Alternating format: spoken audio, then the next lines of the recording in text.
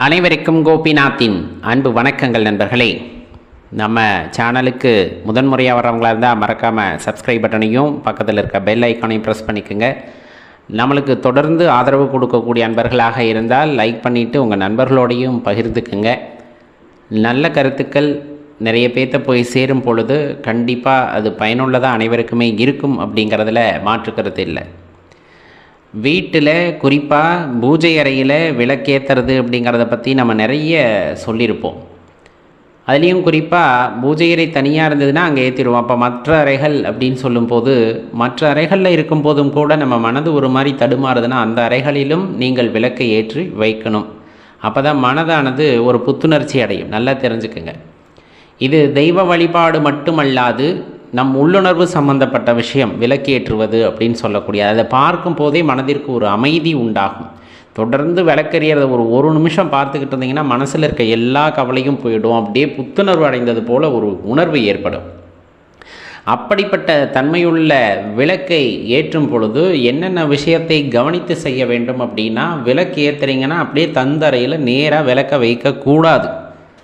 எல்லாத்துக்குமே உண்டானது தான். இப்போ நம்ம குத்து விளக்கு ஏற்றினா கூட கீழே ஒரு விரிப்பு அப்படிங்கிறது அல்லது வாழை இலை ஏதேனும் ஒன்று வைத்து அதன் மீது நீங்கள் விளக்கை வைப்பது தான் உத்தமம். இப்போ அதே அகல் விளக்கு ஏற்றுறோம், காமாட்சி அம்மன் விளக்கு ஏற்றுறோம், எதுவாக இருந்தாலும் சரி அதற்கு ஒரு தட்டு பித்தளையிலேயோ அல்லது செம்புலையோ ஒரு தட்டு இருந்ததுன்னா அதை வைத்து அதன் மீது நீங்கள் எந்த விளக்காக இருந்தாலும் வைத்து ஏற்றலாம். நேராக தந்தரையில் தயவு செய்து வைக்க வேண்டாம். சில பேர் என்ன பண்ணுவாங்கன்னா கோலம் போட்டு அதுக்கு மேலே தட்டு வச்சு ஏற்றுவாங்க. சில பேர் மரத்தில் முக்காலி மாதிரி சின்னதாக இருக்கும் அது வாங்கி வச்சு ஏற்றுவாங்க. அதெல்லாம் மிக சரியான விஷயம். இப்போ அதுலேயும் மஞ்சள் குங்குமம் வச்சுருக்கணும். அந்த முக்காலியாக இருந்தாலும் சரி எந்த பொருளாக இருந்தாலும் சரி மஞ்சள் குங்குமம் வச்சு ஏற்றணும். விளக்கு ஏற்றுறீங்கனாவே நல்லா தெரிஞ்சுக்குங்க, விளக்கு மகாலட்சுமி அம்சம் உடையது. அதனால் 2 பூ கண்டிப்பாக இருக்கணும். பூ வச்சுட்டு அப்புறமா விளக்கு ஏற்றுங்க. விளக்கு ஒரு பார்க்குறதுக்கு ரொம்ப மொட்டையான்னு இருக்கக்கூடாது. நல்லா சுத்தமாக தான் இருக்கணும். விளக்கு ஏற்றுறீங்கன்னா வாரத்துக்கு ஒரு தடவை தான் சுத்தம் பண்ணுவேன், முடிஞ்சால் மாதத்துக்கு ஒரு தடவை தான் சுத்தம் பண்ணுவேன்னா தயவு செய்து அப்படி விளக்கை ஏற்றாதீர்கள். அவ்வளவு அசுத்தமாக விளக்கை ஏற்றக்கூடாது. சுத்தம் அப்படிங்கிற ஒரு வார்த்தை நம்ம மனசில் எப்போவுமே தெளிவாக இருக்கணும். விளக்கை தினசரி சுத்தப்படுத்தலாமா? தூய்மைப்படுத்தலாம், ரொம்ப நல்லது. சுத்தமான இடத்தில் தான் லக்ஷ்மி தேவி வாசம் செய்வார்கள்.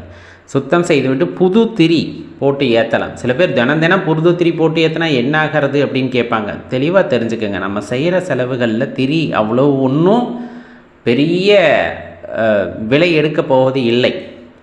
நம்ம நினச்சோம் அப்படின்னா பஞ்சு வாங்கி திரியாக திரித்து போடலாம், சின்ன சின்ன திரியாக திரித்து போடலாம். அதனால் தினம் சுத்தம் செய்து அதில் புது திரி போட்டு எண்ணெயோ நெய்யோ விட்டு விளக்கேற்றுவது அப்படிங்கிறது ரொம்ப சிறப்பான விஷயம். செய்து பாருங்கள், மன மகிழ்ச்சி உண்டாகும். குடும்பத்திலே ஒரு இன்பமயமான சூழ்நிலையானது உங்களை சுற்றி உருவாகியிருக்கும்.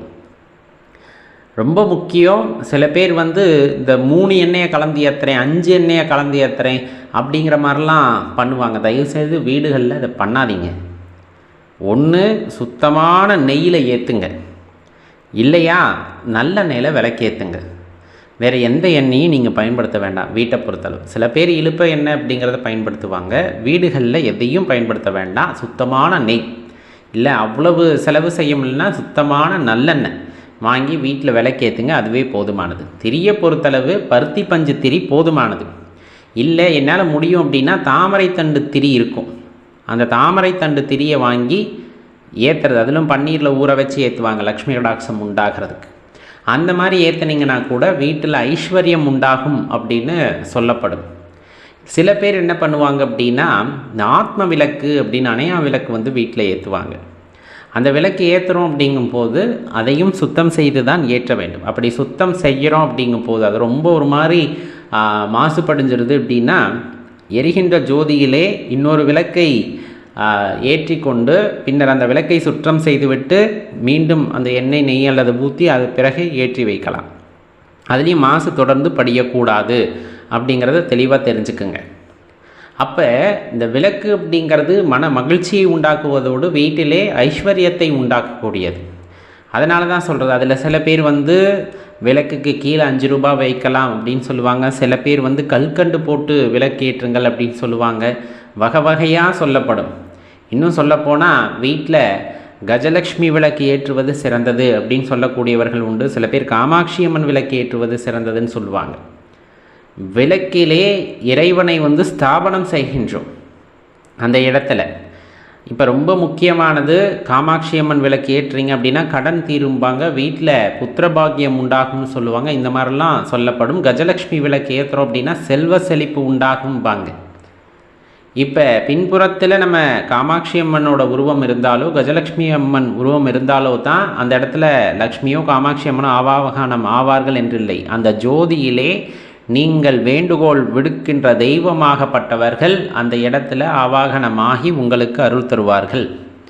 அப்போ நீங்கள் வீட்டில் அகல் விளக்கு ஏற்றி, அகல் விளக்கில் அம்மா மகாலட்சுமி இந்த தீபத்தில் நீங்கள் ஆவாகனமாகி அருள் புரியணும்னு வேண்டி கேட்டிங்கன்னா அந்த தீபத்தில் அம்மா எழுந்தருள்வார்கள், அருள் புரிவார்கள். அம்மா வாராகி இந்த தீபத்திலே நீ எழுந்தருள வேண்டும்னு கேட்டால் வாராகி தேவி அந்த இடத்துல எழுந்தருளி அருள் புரிவார்கள். அப்போ கஜலக்ஷ்மி விளக்கு தான் ஏற்றணும், காமாட்சி அம்மன் விளக்கு தான் ஏற்றணும் அப்படிங்கிற வேறுபாடு கிடையாது. நம்மக்கிட்ட எந்த விளக்கு இருக்கோ அந்த விளக்கை வீட்டில் தாராளமாக ஏற்றலாம். இன்னொன்று, அந்த மண் விளக்கு, வெள்ளி விளக்கு, பித்தளை விளக்கு, இன்னும் சொல்லப்போனால் இரும்புலாம் விளக்கு இருக்குது. இரும்பு விளக்கு சனீஸ்வர பகவானோட தோஷத்தை நீக்கிறதுக்காக மட்டும்தான் பயன்படுத்தணும், மற்றபடி வீட்டில எல்லாம் ஏற்றக்கூடாது அப்படின்னே சொல்லுவாங்க. அதே போல் வெள்ளி விளக்கு நம்மால் முடிகிறது அப்படின்னா வெள்ளி விளக்கு, ஆனால் அனைவராலும் ஏற்ற முடியும் அப்படின்னா அது நம்ம சொல்லக்கூடிய சிட்டிகை அப்படின்னு சொல்லக்கூடிய விளக்கு, மண் விளக்கு, அகல் விளக்கு அப்படிங்கிறது. அதில் ஏற்றலாமா? தாராளமாக ஏற்றலாம். சந்தன குங்குமம் வச்சு நல்லா சுத்தப்படுத்திட்டு அதுக்கப்புறமா எண்ணெய் ஊற்றி திரி போட்டு நீங்கள் விளக்கு ஏற்றி வைக்கலாம். வீட்டில் ஒன்று ஏற்றுறதுக்கு பதிலாக துணை விளக்கோடு சேர்த்து 2 விளக்குகளை ஏற்றுவது ரொம்ப சிறப்பாக இருக்கும். இல்லை எங்கள் வீட்டில் நிறைய விளக்கு இருக்குது, நாங்கள் அந்த எண்ணெய் நெய்யெல்லாம் நிறைய வச்சுருக்கோம், தாராளமாக பூஜை அறை முழுவதும் விளக்கு ஏற்றலாம். ஆத்ம விளக்கு 1, கஜலக்ஷ்மி விளக்கு 1, அகல் விளக்கு 1, குத்து விளக்கு 1 தாராளமாக ஏற்றலாம். ஏன்னா எந்த இடத்தில் வெளிச்சம் ஒளி குடி கொண்டிருக்கிறதோ அந்த இடத்துல எந்த தீமைகளும் அண்டுவதில்லை, துர்சக்திகளும் அணுகுவதில்லை. அப்போ வீட்டில் வெளிச்சம் உண்டாகிறது அப்படிங்கும் போது அங்கே லக்ஷ்மி கடாட்சம் கூடவே உண்டாகி விடுகிறது. அது மிகவும் அற்புதமானதாகவும் இருக்கும். அதனால் நீங்கள் விளக்கேற்றும் பொழுது இதையெல்லாம் கவனத்திலே கொள்ள வேண்டும் அப்படிங்கிறத தெரிஞ்சுக்குங்க. திரியை அடிக்கடி மாற்றிடணும். திரி ஏற்றினதுக்கப்புறமா கையால் தூண்டக்கூடாது. நிறைய பேர் ரொம்ப கம்மியாக இருக்குன்ட்டு கையிலே தொடுவாங்க. விளக்கு ஏற்றினதுக்கப்புறம் தேவையில்லாமல் அதை தொந்தரவே பண்ணக்கூடாது. தூண்டணும்னு நினச்சாலும் தூண்டி வச்சு மெதுவாக தூண்டிக்கணுமே தவிர தனத்தனன்னு எரியவும் கூடாது. அதையும் நம்ம உறுதி செய்துக்கணும். இப்போ இவ்வளவு விஷயம் இருக்கிறதா? கண்டிப்பாக இவ்வளவு விஷயம் இருக்கிறது, சாதாரணமல்ல. ஜோதி அப்படிங்கிறதே இறைவனுடைய அம்சம். வீட்டில் காலையில் மாலையில் நீங்கள் விளக்கேற்றி வைக்கிறீங்க அப்படின்னாலே அது சிறப்பான விஷயம். இல்லை நான் ஆத்ம விளக்கேற்றுகின்றேன், அணையா விளக்கேற்றுகின்றேன், தாராளமாக வீட்டில் இறஞ்சிக்கிட்டு இருக்கலாம். அது ஒரு பெரிய ஆற்றலை அந்த இடத்திலே அது உருவாக்கி வைத்திருக்கும் அப்படிங்கிறத நம்ம போக போக உணர்ந்துக்குப்போம். இப்போ நிறைய பேர் வீட்டில் தொடர்ந்து விளக்கேற்ற ஆரம்பித்தாச்சு. அது பெரிய மாற்றத்தை கண்டிப்பாக உண்டாக்கும். வீடுகளில் ஏற்றப்படுகின்ற வெளிச்சம் தெருவரையிலும் உண்டு. ஒரு தெருவில் இருக்க எல்லாரும் ஏற்றும் போது அந்த ஊருக்கும், அந்த ஊரில் இருக்க எல்லாரும் ஏற்றும் போது அப்படியே பரவி அந்த நாடும் சுபிக்ஷமாக இருக்கும் அப்படிங்கிறத தான் நம்ம இந்த இடத்துல தெரிந்து கொள்ள வேண்டியது இருக்கிறது. எல்லாத்துக்குமே ஒரு ஆசை உண்டு, வீடு அப்படிங்கிறது சொந்தமாக இருக்கணும் அப்படின்ட்டு. சொந்தமாக வீடு அமைந்தாலும் அதிலே ஒரு பூஜை அறை அப்படிங்கிறது என் நாயகனுக்காக இருக்க வேண்டும் அப்படிங்கிற ஆசை எல்லாருக்குமே இருப்பதுண்டு. வாடகை வீடாக இருந்தாலும் ஒரு சின்ன இடத்திலாவது என் பெருமானுக்கென்று ஒரு இடம் அமைத்து அவரை வழிபட வேண்டும் அப்படிங்கிற எண்ணம் இருக்கும். அந்த பூஜை அறை அப்படிங்கிற விஷயம், இப்போ வீடே பூஜை அறை தான். சொல்லப்போனால் வீடே கோவில் அப்படின்னு தான் நம்ம சொல்லுவோம். வீட்டை எப்பவும் சுத்தமாக தான் வச்சுருக்கணும், அப்படித்தான் நம்மளும் வச்சுருப்போம். அதில் அந்த கருவறை அப்படின்னு இருக்கும் இல்லையா, கோவில், அந்த மாதிரி கருவறைங்கிறதா நம்மளோட பூஜை அறை.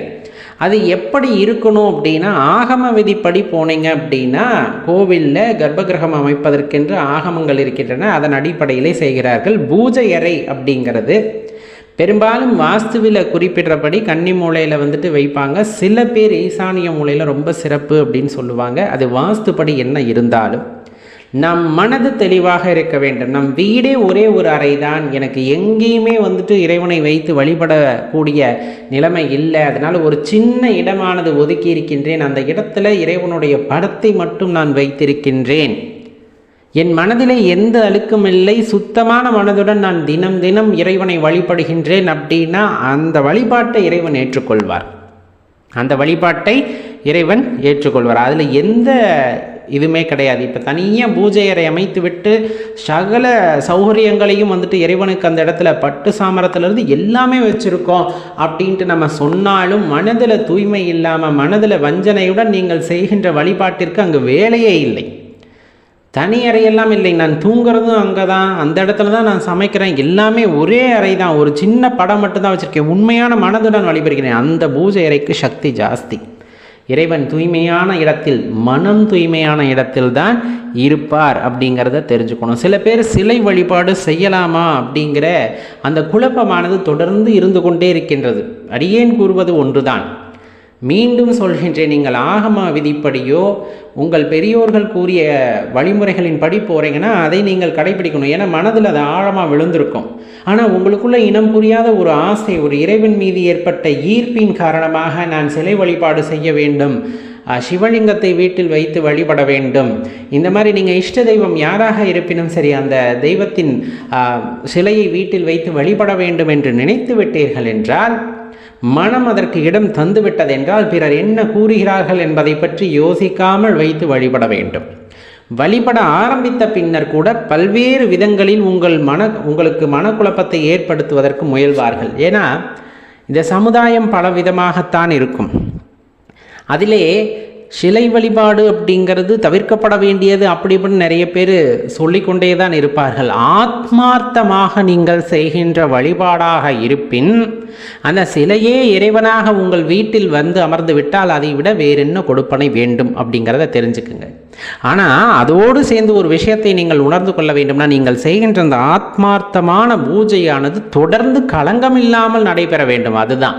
யாராச்சும் சொல்கிறாங்க வாழ்க்கையில் ஏதாவது எதிர்மறையாக நடக்குது, சோதனைகள் வருதுன்னா அதற்கு இறைவன் தான் காரணம், இதனால தான் பல பேர் சொல்ல, அதை ஏற்றுக்கிட்டோம் அப்படின்னா அந்த இடத்துல அந்த பக்திக்கான அந்த ஒரு தன்மையானது இழந்துவிடும். அதனால் சிலை வழிபாடு செய்ய வேண்டும் என்று நினைத்தால், நீங்கள் மனது இடம் கொடுத்தால், மனதிலே எந்த சஞ்சலமும் இல்லை என்றால் கண்டிப்பாக உங்களால் இயன்ற அளவு சிலை வழிபாடு செய்யலாம். தெளிவாக தெரிஞ்சுக்குங்க. அது நியதிகளுக்கு உட்பட்டு இருப்பின் அந்த நியதிகளை கடைபிடித்தாக வேண்டும். இல்லை ஆத்மார்த்தமாக வச்சுருக்கீங்க அப்படின்னா எதுவுமே அதுக்கு கணக்கு கிடையாது. ஏன்னா எல்லாமே இறைவன் கொடுப்பது, அது எதுவாக இருந்தாலும் நான் எதிர்கொள்கின்றேன். ஏன்னா எதிர்கொள்வதும் நான் அல்ல, இறைவன் தான் எதிர்கொள்ள போகின்றார் அப்படின்னு நீங்கள் நினச்சிட்டிங்கன்னா அதுக்கு எந்த கட்டுப்பாடுமே இல்லையே. அப்போ அந்த தைரியமான வழிபாட்டை நீங்கள் செய்யலாம். வாசனையான பூ கண்டிப்பாக ஒன்றாவது அங்கே இருக்கணும். பூஜை அறை அல்லது பூஜை செய்கின்ற இடம் அப்படிங்கும்போது வாசனையான பூ அப்படிங்கிறது கண்டிப்பாக ஒன்று இருக்கணும். விளக்கு கண்டிப்பாக ஏற்றி இருக்க வேண்டும். குறைந்தபட்சம் நல்லெண்ணெய் அல்லது நெய்யிலே விளக்கானது ஏற்றப்பட்டிருக்க வேண்டும். வாசனை திரவியத்தை அந்த இடத்திலே பயன்படுத்துங்கள். இயற்கையான வாசனை திரவியங்கள் இருக்கும், செயற்கையானது அல்ல. இயற்கையான வாசனை திரவியங்களை அதிகமாக பயன்படுத்துங்கள். வீட்டில் குறிப்பாக நீங்கள் சாமி அறையில், சாமி பூஜை அறை இருக்கு இல்லையா, அங்கே மங்கள பொருட்கள் இருந்தாக வேண்டும். மஞ்சள், குங்குமம், சந்தனம் இருந்தாக வேண்டும். முடிஞ்சால் மஞ்சள் கயிறு எப்போவுமே சாமி பாதத்தில் வச்சுருங்க. வீட்டுக்கு சுமங்கலி பெண்கள் யாராவது வர்றாங்கன்னா அவங்களுக்கு மஞ்சள் குங்குமத்தோடு சேர்ந்து ஒரு மஞ்சள் கயிறையும் எடுத்து கொடுங்கள். அது ரொம்பவே அதிர்வு வாய்ந்ததாக இருக்கும். வந்தவங்களோட மன ஓட்டம் எப்படி இருந்தாலும் நீங்கள் இந்த மஞ்சள் கயிறை கையில் கொடுத்துட்டிங்கன்னா அப்படியே அமைதியாயிடுவாங்க. அதே போல் பூஜை அறை அப்படின்னு இருக்குன்னா பஞ்ச பாத்திரத்தில் தண்ணீர் எப்போவுமே அந்த இடத்துல இருக்கட்டும். ஏன்னா சில பேர் கண்ணாடியில் குலதெய்வத்தோட பிரதிபிம்பத்தை பார்ப்பாங்க, சில பேர் அந்த பஞ்சபாத்திரத்தில் இருக்கிற தண்ணீரில் குலதெய்வத்தோட அந்த பிரதிபிம்பத்தை காண்பார்கள். அப்போ அவ்வளவு ஆற்றல் வாய்ந்தது நாம் பூஜை அறையிலே வைக்கின்ற தண்ணீர் அப்படின்னு சொல்லக்கூடியது. அதே போல் வீட்டிலே தெய்வத்தை வைத்து வழிபடுகின்றோம் என்றால், நீங்கள் சிலையாக வைத்து வழிபட்டாலும் சரி, படமாக வைத்து வழிபட்டாலும் சரி, நாம் முதலிலே செய்ய வேண்டியது என்னன்னா நெய்வேத்தியம் வைத்தல். ஏன்னா அந்த இடத்துல யாரை கொண்டு வந்து வச்சுட்டீங்க? உங்கள் அப்பாவை கொண்டு வந்து வச்சிட்டீங்க, உங்கள் அம்மாவை ஏன்னா இறைவனை அப்படி தானே நம்ம உறவு முறையில் கூப்பிட்றோம். குருவாக நினைக்கிறோம், நினைக்கிறோம், அம்மாவை நினைக்கிறோம், அப்பாவை நினைக்கிறோம், நண்பனாக நினைக்கிறோம். இந்த மாதிரி ஒரு அங்கீகாரம் கொடுக்கப்பட்ட ஒரு உறவாகத்தான் இறைவனை நாம் பார்க்கின்றோம் அந்த இடத்துல. அப்போ நம்ம எப்படி சாப்பிட்றோமோ அதே போல இறைவனுக்கு பாவனையின் வாயிலாக அந்த நெய்வேத்தியத்தை சமர்ப்பணம் செய்ய வேண்டும். நெய்வேத்தியம்னா நம்ம நெய் ஊற்றி ரொம்ப ஏலக்காய் முந்திரியெல்லாம் போட்டு செய்யணும்னு அவசியம் இல்லை. இயல்பாக நாம் என்ன உணவை தயாரிக்கின்றோமோ அந்த உணவிலே எச்சில் படாமல் முதல் சாப்பாட்டை எடுத்து இறைவனுக்கு நீங்கள் சமர்ப்பணம் செய்யலாம். எங்கள் வீட்டில் அப்படியெல்லாம் சாப்பாடெல்லாம் கூட செய்ய மாட்டோம். பழையது தான் இருக்குது, நான் என்ன பண்ணுறது? மனம் சுத்தமாக இருந்தால் பழையதை நல்லா புழிந்து விட்டு ஒரு கைப்பிடி, ஐயா இதுதான் எனக்கு இன்று உணவு, உனக்கு பரிமாறிவிட்டு நான் சாப்பிடுகின்றேன் என்று நெய்வேத்தியமாக இறைவனுக்கு படைத்தால், முழு மனதுடன் நீங்கள் படைத்தால் இறைவன் ஏற்றுக்கொள்வார், சிவபெருமான் ஏற்றுக்கொள்வார். அவர் அங்கு விரும்புவது அந்த இடத்துல அன்பை தானே தவிர நாம் படைக்கின்ற பொருட்களில் உள்ள ஆடம்பரத்தை அல்ல அப்படின்னு தெரிஞ்சுக்குங்க. இல்லை வீட்டில் பழங்கள் இருக்குது, உலர் பழங்கள் இருக்குது, ஏதாவது அந்த மாதிரி நான் வைக்கலாமான்னா தாராளமாக நெய்வேத்தியம் நீங்கள் அதை வைக்கலாம். அதுபோக மங்கள பொருட்களாக இருக்கின்ற இந்த சங்கு அப்படிங்கிறது ரொம்ப சிறப்பு வாய்ந்தது. சில பேர் சங்க பூஜை அறையில் ஊதலாமான்னு கேட்குறாங்க. தாராளமாக ஊதலாம், அது ஒன்றும் அமங்கலம் அல்ல.